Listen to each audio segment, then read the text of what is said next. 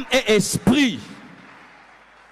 J'étais païen, j'étais beau. Je deviens chrétien, je deviens vilain. Comment?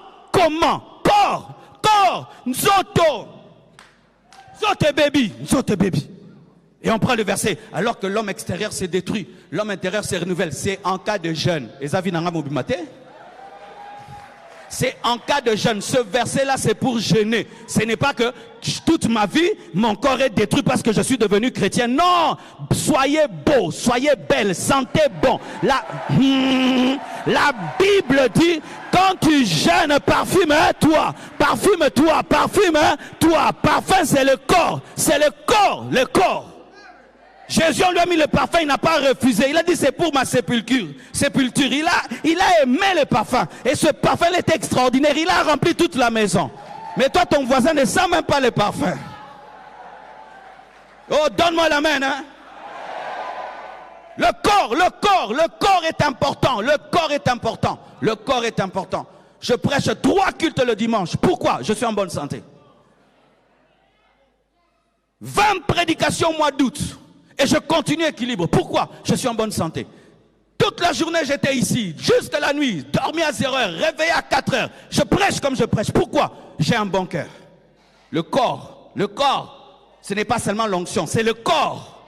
Parce que si mes pieds me lâchent ici, le corps, dites corps, va étudier la médecine.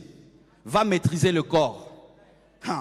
Le jour que Benny In est tombé malade, il a eu un problème de cœur parce que tout le temps il était dans les avions et il a failli mourir. Il a passé des moments difficiles. Tout le monde a commencé à prier pour Bénin, mes frères et sœurs. Quand il est sorti de la maladie, écoutez ce qu'il a dit. Les infirmiers sont des serviteurs de Dieu. Les médecins sont des serviteurs de Dieu. Dieu les a utilisés pour me guérir.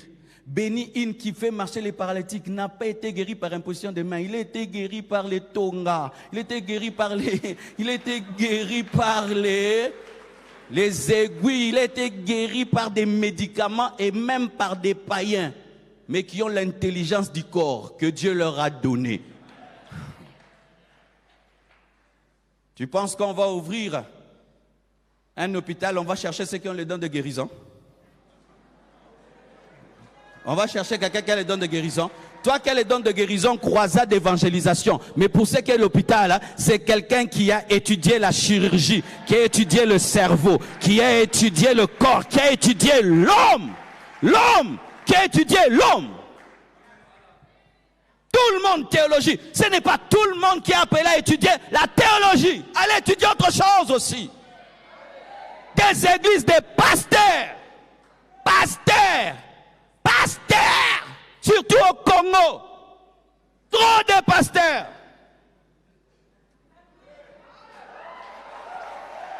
Trop de pasteurs. Oh, je sais que vous allez m'attaquer. Je m'en fous. Trop de pasteurs. Profession pasteur. Trop là-bas. Pourquoi? Parce qu'à l'église, la manière de prêcher engendre les pasteurs. Quand tu manges, tu bois ce qui est rouge, tu urines ce qui est rouge. Ce que tu entends détermine ce qui sortira. Et quand on entend que des choses prêcher, l'œuvre de Dieu, l'appel de Dieu. Quand Dieu t'appelle au ministère 10 fois, 20 fois, 10 ans, il dit, moi aussi Dieu m'a appelé. Mais si on commence à équilibrer, quelqu'un d'autre dira, Dieu m'a appelé à faire les affaires afin de soutenir l'évangile.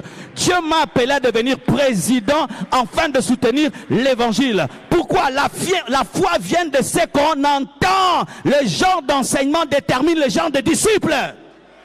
Moi, j'échange des prédications à partir d'aujourd'hui. Même les programmes d'église, j'ai changé. Vous allez découvrir ça après équilibre.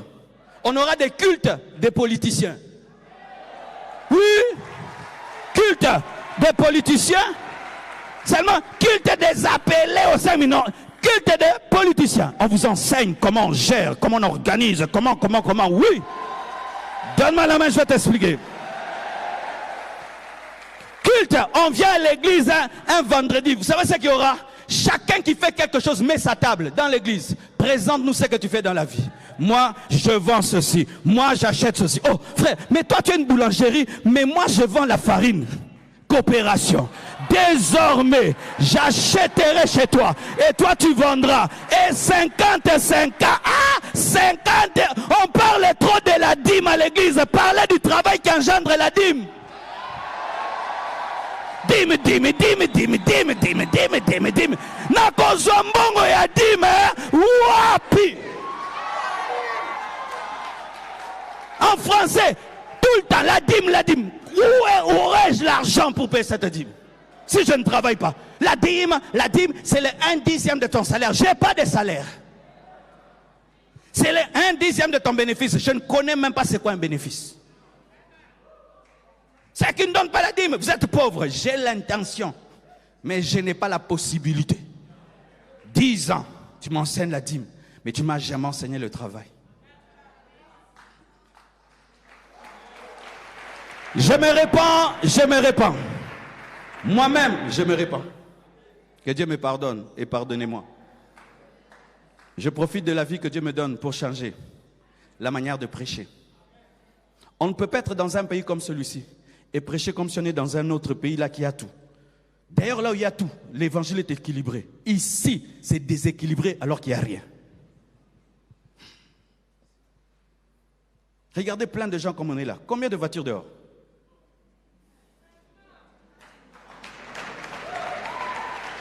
Combien de voitures dehors? Vous savez, un nombre pareil ailleurs. On a des problèmes de parking. On va nous convoquer. Mais regarde là, nous sommes tranquilles. Parce que vous êtes tous venus en bus numéro 11. Dis à ton voisin, ça doit changer. Ton voisin de gauche, ça doit changer. Ton voisin de droite, ça doit changer. Ton voisin de devant, ça doit changer. Ça, ce n'est pas une convention, oh, calme, non. C'est une convention de révolution.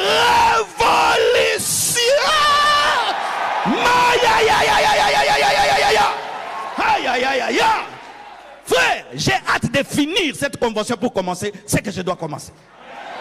Parce qu'en soi, cette convention va commencer après la convention. Là, c'est seulement la théorie. Après, frère, je vous dis la vérité, Imagine, j'ai engendré déjà plus de 50 pasteurs. Si j'avais engendré déjà 50 millionnaires. Eh Jésus. 50 millionnaires si j'avais déjà engendré 50 millionnaires. 50 chirurgiens. 50 hommes d'affaires puissants. 50 promoteurs d'école. 50 boulangers. 50, tu les combines maintenant, 50 pasteurs. Est-ce que ces extensions vont manquer de parcelles? Ne vont pas construire? Nous manquons la provision parce que nous n'avons la provision que pour un domaine. Aïe. Certains ici, vous pensez que vous êtes appelés de Dieu au ministère. Vous n'avez pas l'appel de Dieu. En français, c'est la pauvreté du pays qui vous a appelé.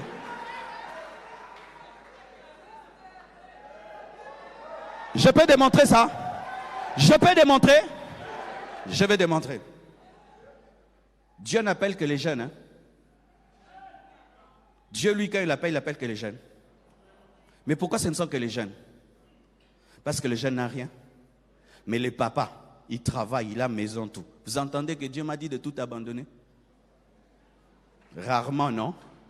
Pourquoi? Parce qu'ils ont tout.